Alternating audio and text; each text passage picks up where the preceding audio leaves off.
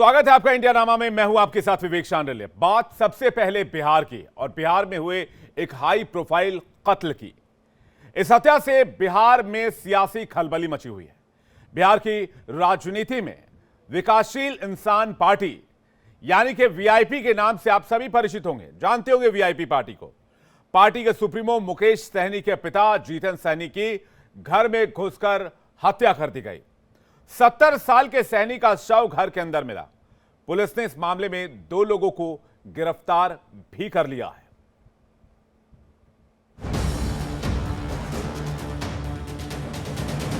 क्या बिहार में एक बार फिर से जंगल राज आ गया है? ये सवाल अब सबसे बड़ा सवाल बन गया है। बिहार के दरभंगा में बिहार के पूर्व मंत्री और विकासशील इंसान पार्टी यानी वीआईपी के चीफ मुकेश सहनी के पिता जीतन सहनी की बेहद निर्मम तरीके से हत्या कर दी गई।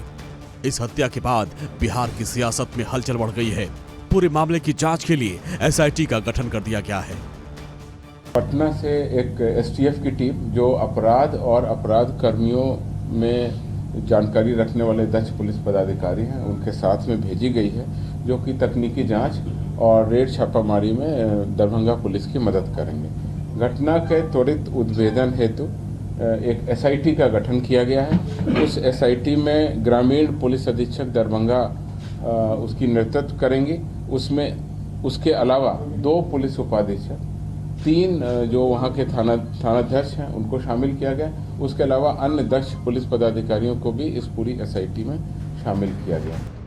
इस हत्या की खबर जैसे ही आई, राजनीति के बड़े बड़े नेताओं ने तुरंत मुकेश सहनी को फोन कर उन्हें यह आश्वासन दिया कि अपराधियों को जल्द से जल्द पकड़ लिया जाएगा। मेरा तो राज्य सरकार माननीय मुख्यमंत्री जी से आग्रह है कि इस पे खुद ही संज्ञान लेते हुए जो दोषी है उसको सजा दी जाए। अभी तो मैं खुद जा रहा हूँ, आज शाम में वहाँ जाने के बाद देखता हूँ कैसे क्या है।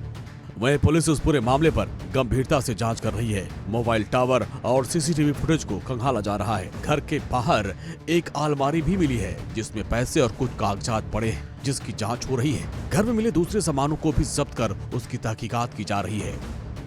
आसपास के सीसीटीवी फुटेज और मोबाइल टावर का भी हम लोग अवलोकन कर रहे हैं। सीसीटीवी फुटेज के अवलोकन के बाद 2 संदिग्धों को वहां से डिटेन कर उनसे पूछताछ की प्रक्रिया प्रारंभ की जा रही है।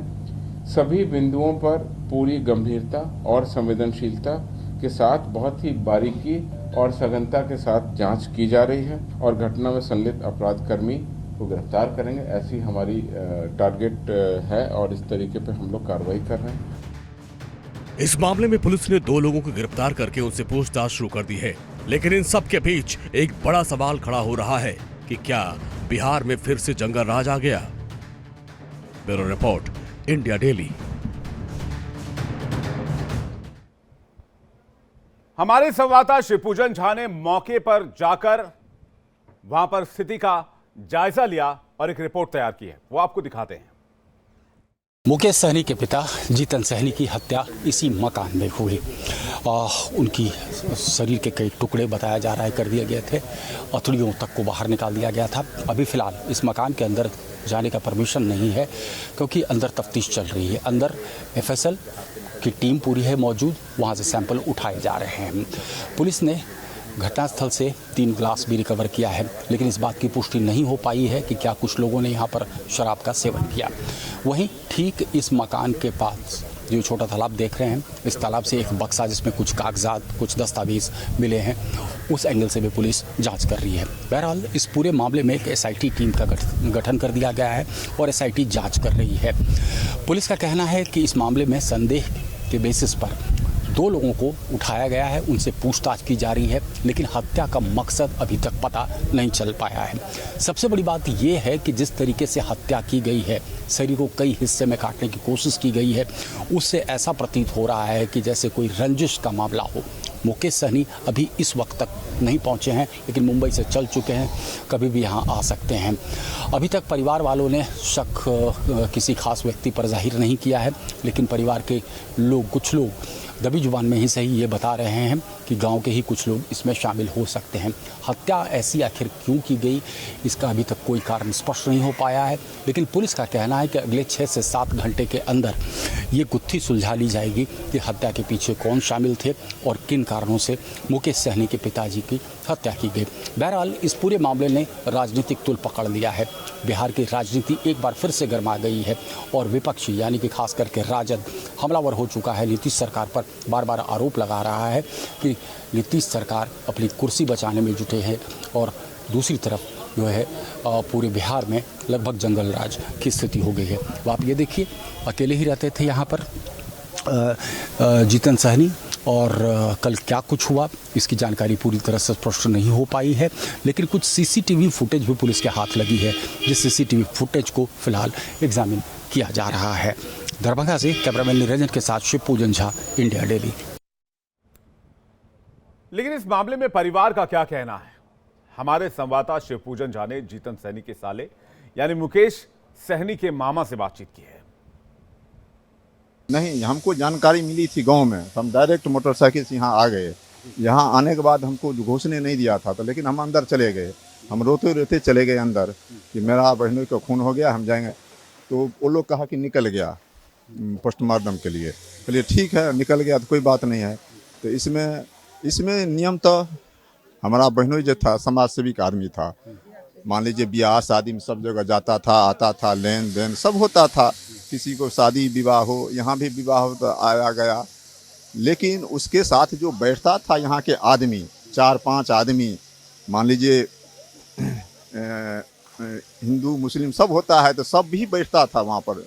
लेकिन व्यक्तिगत यहाँ से हत्या किया गया, क्योंकि तो रात में रहता था अकेले, सोता था, सो जाता था। लेकिन यहाँ जो पीछे से वार किया है, और जिस तरह से वार किया है, निश्चित रूप से यह लड़का सब वार किया है। यहाँ के पब्लिक ही हत्या किया है, निश्चित रूप से, उसमें कोई दूर राय नहीं। कारण क्या लगता है, क्यों? कारण देखिए, अब कारण तो हम किसी को आंख से देखे नहीं है, लेकिन निश्चित रूप से मान लीजिए अब किसी को शादी ब्याह कोई चीज़ होता है तो हमको बहनों को बुला के ले जाता है, जितना इंसानी आइए, तो उसमें जाते हैं, भाग लेते हैं। पैसा कौड़ी का भी व्यवस्था होता है तो कर देता है। मेरा लड़की की शादी है तो किसी को लड़का की शादी है तो चलो भाई सहयोग कर दिए, यही सब बात है। लेकिन क्या बात हुआ कि नहीं, 2-4 लड़का जो आता है, यह लड़का हमारे जानते हैं उन लड़कों को जो नहीं, हम चिंते नहीं है, लेकिन यहाँ का समाज बता देगा कि वो लड़का किसके साथ बैठता था, हमारे बहनों के साथ। यहाँ का आदमी निश्चित रूप से बता देगा।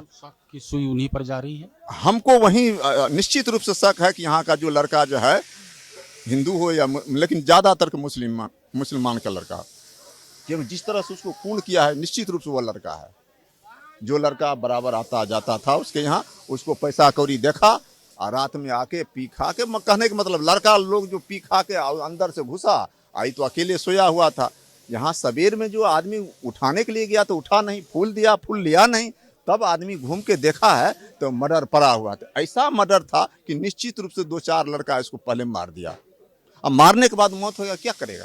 शरीर को फाड़ दिया। शरीर को फाड़ दिया। हम देखे, हमको माथा खराब हो गया। निश्चित रूप से अगर चाह ले तो 5-4 लड़का, जैसे कि हमको पता चला है कि 3 लड़का पकड़ाया, फिर बाद में 2 लड़का, लेकिन निश्चित रूप से वो लड़का है।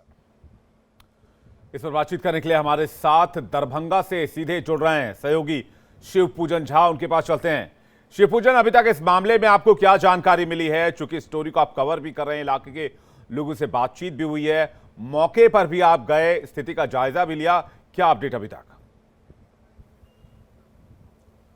देखिए, पुलिस अभी चुप्पी साधे हुए है और मुझे लगता है कि चूंकि जांच अभी शुरुआती दौर में है, इस वजह से पुलिस कोई भी कहते हैं कि निष्कर्ष पर नहीं पहुंच पाई है। लेकिन जाहिर तौर पर जो स्थानीय लोग हैं उनसे बातचीत करके और एकाध सीसीटीवी फुटेज भी पुलिस के हाथ लगा है।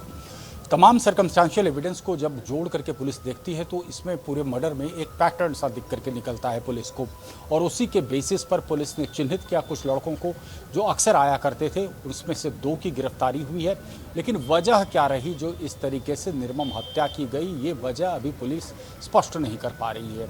दूसरी अहम बात यह है कि बॉडी को पोस्टमार्टम के लिए भेजा गया था, पोस्टमार्टम के बाद बॉडी आ चुकी है और पैनल ऑफ एक्सपर्ट्स ने ये पोस्टमार्टम किया है। तो मुझे लगता है पोस्टमार्टम रिपोर्ट भी बहुत कुछ इस मर्डर के बारे में उससे खुलासा होगा, तो पुलिस की जांच को एक दिशा मिलेगी। लेकिन इस बीच तकरीबन मुझे लगता है 2.5 से 3 घंटे पहले जो इलाके के डीआईजी हैं, उन्होंने बहुत कॉन्फिडेंस के साथ कहा कि लगभग स्थिति स्पष्ट हो चुकी है इस पूरे मामले में और 6 से 7 घंटे के अंदर में पूरे मामले का खुलासा कर देंगे। एक और सवाल, परिवार का इशारा किस तरफ है? देखिए, परिवार वाले तो तमाम जितने भी लोग हैं, मैंने भाई से बात की, यानी कि बेटे से बात की, मैंने मामा से यानी साले से बात की मृतक के, मैंने 1-2 और परिजन से बात की। सबका इशारा इसी ओर है कि गांव के ही कुछ लोग हैं जिन्होंने कि ऐसी हत्या की। अब थोड़ा हमें समझने की आवश्यकता है कि ऐसा प्रतीत होता है कि फ्रेंडली एंट्री हुई है घर में, फ्रेंडली एंट्री, और उसके बाद तो फिर अंदर से कुंडी बंद होती है। सुबह जब लोग जाते हैं, दरवाज़ा खटखटाने की कोशिश करते हैं तो दरवाज़ा नहीं खुलता है, तो लोग फिर पीछे के रास्ते से घर में प्रवेश करते हैं और वहाँ पर देखते हैं कि बिस्तर पर बॉडी पड़ी हुई है। यानी कि फ्रेंडली एंट्री के बाद, इस हत्या को अंजाम देने के बाद लोग पीछे के रास्ते से निकले हैं। एक बैग घर से निकला है, उस बैग को पास के ही एक तालाब में फेंक दिया गया था, उसमें कुछ ज़रूरी कागजात हैं। तो हमलावर लूटपाट के उद्देश्य से अगर आए थे तो फ्रेंडली एंट्री संभव नहीं थी, और अगर लूटपाट या पैसा, क्योंकि ऐसी भी जानकारी आ रही है कि लोगों को पैसे भी दिया करते थे, सूद लेते थे नहीं लेते थे इसकी जानकारी हम नहीं दे सकते, लेकिन पैसे भी लिया करते थे।